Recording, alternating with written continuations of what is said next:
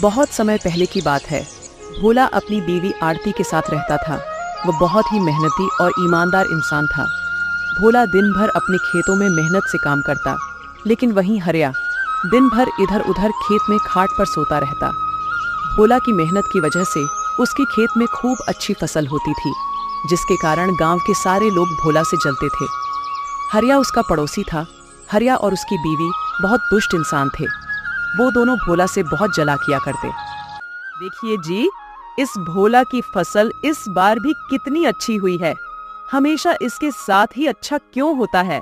इस बार तो यह फसल बेचकर राजा ही हो जाएगा। अरे तुम परेशान मत हो, इसको हम राजा नहीं होने देंगे। मेरे जीते जी ये कभी राजा की जिंदगी नहीं जी सकता।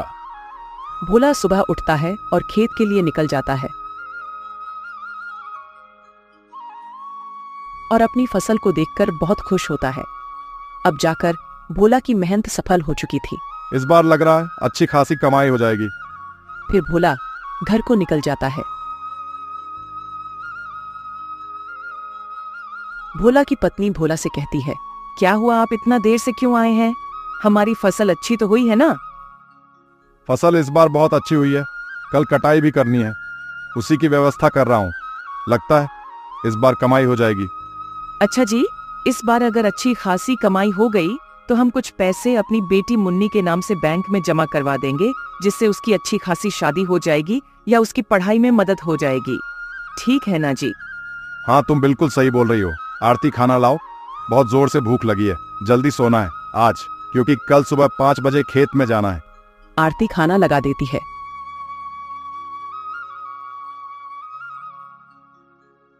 ये पापड़ कहाँ से लाई हो तुम? क्या हुआ, अच्छे नहीं लग रहे हैं क्या? अरे नहीं, ये पापड़ तो बहुत स्वादिष्ट है। ऐसा मन कर रहा है कि खाता ही रहूं। तुमने बनाए हैं क्या? हाँ जी, मैंने अपने हाथों से बनाए हैं। आपको अच्छे लग रहे हैं तो और ले आओ क्या? और भी है। फिर खाना खाकर दोनों आराम से सो जाते हैं। जैसे ही सुबह के 5 बजते हैं तो आरती की नींद खुल जाती है और आरती देखती है कि मौसम बहुत खराब हो गया है। ऊपर वाले, अब तो हमारी सारी फसल खराब हो जाएगी। सुनिए जी, जल्दी से उठ जाइए, मौसम बहुत खराब है। हमें जल्द से जल्द अपनी फसल के लिए कुछ व्यवस्था करनी पड़ेगी।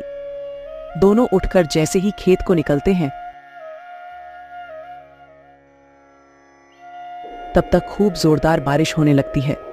बारिश के साथ हवा भी चलने लगती है। यह सब देखकर भोला बहुत टेंशन में आ जाता है। सुनिए जी, टेंशन मत लीजिए, जो होना था वो तो हो गया। अब हम इसमें क्या कर सकते हैं? जो होता है वो अच्छे के लिए ही होता है। इधर हरिया बहुत खुश था मौसम को देखकर, और हरिया अपनी पत्नी से कहता है, देखो, मैंने बोला था ना कि वो अमीर नहीं हो पाएगा, और ऐसा ही हुआ। अच्छा जी, लेकिन हम लोगों की भी तो फसल बर्बाद हो गई ना। आप इतने खुश क्यों हो रहे हो?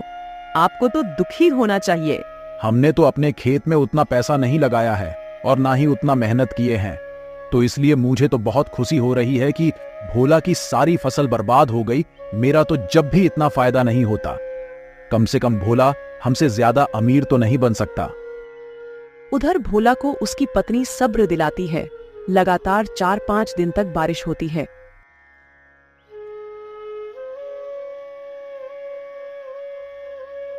जब मौसम खुलता है तो भोला अपने खेत में जाकर देखता है तो उसकी सारी फसल खराब हो गई थी।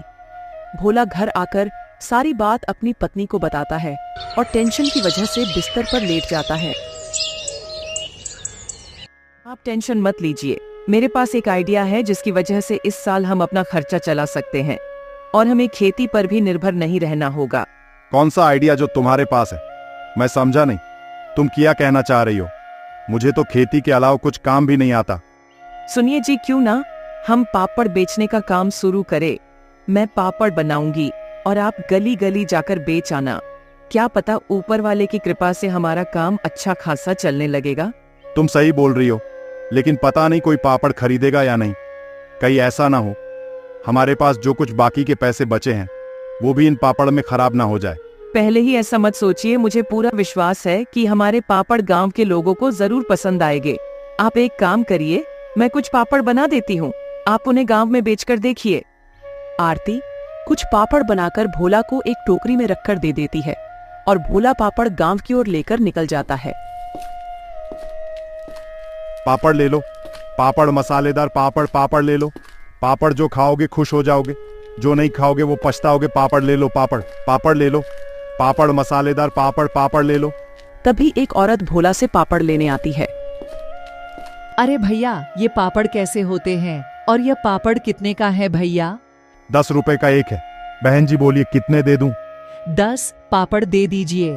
फिर भोला 10 पापड़ उसको दे देता है और पैसे लेकर आगे की ओर निकल जाता है। धीरे धीरे करके उसके सारे पापड़ बिक जाते हैं। भोला घर वापस आता है। आरती, एक गिलास पानी लाओ जरा, आज बहुत थक गया हूँ। हाँ जी, कुछ पापड़ बिके क्या? नहीं आरती, एक भी पापड़ नहीं बिका और मैं तो आज बहुत ज्यादा थक गया हूँ। जी, तुम ठीक कह रहे थे कि हमारे पापड़ कोई नहीं खरीदेगा। अब तो हमारे बाकी के पैसे भी खराब हो गए हैं। अरे अरे, मेरी बात तो सुनो। अरे आरती, कुछ पापड़ नहीं बल्कि सारे पापड़ हाथों हाथ बिक गए हैं।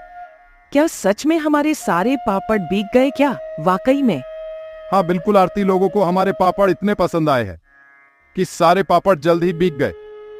ये लो पैसे, इसमें से कुछ पैसे मुन्नी के स्कूल की फीस जमा करने के लिए रख दो और कुछ पैसे से हम अनाज खरीद लेंगे। आरती पैसे लेकर अलमारी में रख देती है। अगले दिन सुबह आरती और ज्यादा पापड़ भोला की टोकरी में रख देती है और भोला पापड़ बेचने चला जाता है। गांव का एक आदमी कहता है, ओ पापड़ वाले भैया, हमने सुना है तुम्हारा पापड़ बहुत स्वादिष्ट है। चलो 10 पापड़ मुझे दे दो, हम भी तो देखें कि तुम्हारे पापड़ में ऐसा क्या है। भोला उस आदमी को 10 पापड़ दे देता है और आगे की ओर निकल जाता है। धीरे धीरे उसके सारे पापड़ बिक जाते हैं। जैसे ही शाम होती है, भोला घर आता है। सुनो आरती, हमारे पापड़ के तो बहुत चर्चे हो रहे हैं। अब मेरे गांव में जाते ही सारे पापड़ बिक जाते हैं। आरती यह बात सुनकर मुस्कुराती है। भोला और आरती बात कर ही रहे होते हैं, तभी गांव का मुखिया आता है। ओए भाई, भोला कहाँ हो? जी मालिक, बोलिए क्या काम है? सुन भोला, 4 दिन बाद मेरी बेटी की शादी है, उसके लिए मुझे 100 पापड़ चाहिए। क्या तुम 100 पापड़ बनाकर दे सकते हो? हाँ मालिक, मिल जाएंगे 100 पापड़। यह सारी बातें हरिया और उसकी पत्नी सुन रहे थे। इसके साथ इतना अच्छा क्यों होता है? मैं ऐसा नहीं होने दूंगा, इसके साथ मैं अच्छा नहीं होने दूंगा। हरिया और उसकी बीवी उसे देखकर जलने लगते हैं और आरती पापड़ कहाँ रखती है यह सोचते हैं। आरती जैसे ही पापड़ बनाकर अपनी किचन में रखकर सोने जाती है, इधर हरिया और उसकी बीवी सारे पापड़ चुरा लेते हैं। जैसे ही सुबह होती है, आरती पापड़ देखने जाती है तो उसे एक भी पापड़ नहीं दिखता। यह सब देखकर वह सारी बात अपने पति को बताती है। मैं आज मुखिया जी के घर जा रहा हूँ और उनसे बोल दूंगा कि बस मुझे 2 दिन का मौका और दे दीजिए। भोला मुखिया के घर की ओर निकल जाता है। मुखिया जी, मेरे घर से किसी ने सारे पापड़ चुरा लिए हैं। आप मुझे बस 2 दिन का मौका दे दीजिए, मैं आपको पापड़ बनाकर दे दूंगा। ठीक है भोला, मैं तुमको 2 दिन का मौका दे रहा हूं, लेकिन तुम मुझे पापड़ जरूर बनाकर दे देना। हाँ ठीक है मुखिया जी, आप चिंता मत करिए, मैं तुम्हारे पापड़ जल्द बना दूंगा। फिर जब भोला उधर से जैसे ही घर आता है तो भोला देखता है कि हरिया का बेटा पापड़ खा रहा है और उसके हाथ में भी 2 पापड़ हैं। यह देखकर भोला कहता है, हरिया के बच्चे तो पापड़ नहीं खाते हैं और ना ही कभी हरिया ने पापड़ खरीदा, लेकिन ये बच्ची पापड़ कहाँ से लाई है? भोला उस बच्चे के पास जाता है। ये पापड़ तुम कहाँ से लाए हो? ये पापड़ तो मेरे पापा ने दिए हैं, मेरे घर में और भी ज्यादा पापड़ है। भोला ये सारी बात अपनी बीवी को बताता है। आपको मुखिया के घर जाना चाहिए और सारी बात बता देनी चाहिए, हमारी मुखिया जी ही मदद कर सकते हैं। फिर भोला मुखिया के घर जाता है और सारी बात मुखिया को बता देता है। फिर मुखिया अपने नौकर के साथ आता है और हरिया के घर में छानबीन करता है। जैसे ही मुखिया का नौकर और मुखिया हरिया के घर में जाते हैं, उन्हें वो पापड़ मिल जाते हैं। ये क्या है हरिया, क्यों चुराए ये तुमने पापड़? मुझे माफ कर दीजिए, मेरे अंदर ईर्ष्या आ गई थी, इसीलिए मैंने ऐसा किया है मुखिया जी। मैं आज के बाद ऐसी हरकत नहीं करूंगा, आप मुझे बस एक बार माफ कर दीजिए। नहीं, ये माफ करने लायक काम नहीं है। अगर मैंने तुम्हें माफ कर दिया तो तुम फिर ऐसा काम करोगे? मारो इसको सब। फिर सब मिलकर उसे खूब मारते हैं